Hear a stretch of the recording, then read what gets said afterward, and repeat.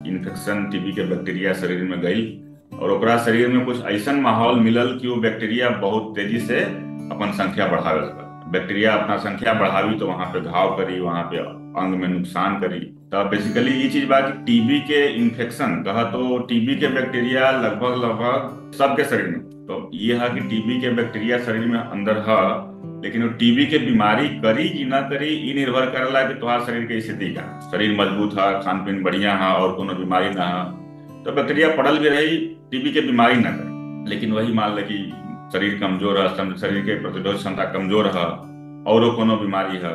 HIV वगैरह है या फिर कोई और बीमारी है जिसमें से शरीर के प्रतिरोधक क्षमता कम हो गई है, तो टीबी के बैक्टीरिया वो अंदर रह जे है वो टीबी के बीमारी के रूप ले ली। खान पान ठीक से ना हो, शरीर एकदम कमजोर हो जाता है तो उससे भी टीबी वगैरह होने की संभावना ज्यादा हो जाती है।